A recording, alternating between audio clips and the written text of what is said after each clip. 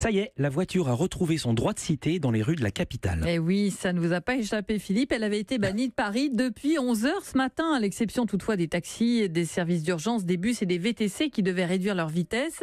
Et ce sont donc des piétons heureux que Roman Oquet a rencontrés.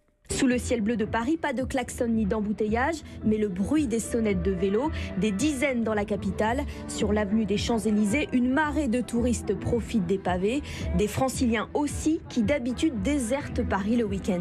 Il n'y a pas le brouhaha des voitures, les bus, des taxis, les gens qui crient derrière les voitures. Tout le monde est joyeux. Ça va, il y a la musique, il y a tout. On passe un très bon moment, même le petit peut marcher sans crainte qu'il se fasse écraser. Donc effectivement, c'est très agréable. Comme si on se sent un peu les rois du monde, quoi. Les piétons croisent tout de même quelques bus et beaucoup de taxis. Des taxis qui ont le droit de rouler aujourd'hui, mais à vitesse réduite. Une dizaine de points de contrôle ont été mis en place par la police. Police nationale, vous avez été flashé à 36 km/h. Les infractions sont en effet nombreuses, une trentaine en une heure, selon le major Eric, qui supervise les opérations de contrôle. La plupart des véhicules roulent entre 40 et 50 km/h, voire 55. Or, aujourd'hui, à cet endroit, c'est 20 km/h. Le sentiment, c'est qu'il y a quand même pas mal d'infractions. Beaucoup plus que l'année dernière, ça c'est une évidence. Une vitesse plus élevée sur la route qui pourrait atténuer les effets bénéfiques d'une journée sans voiture sur la pollution atmosphérique.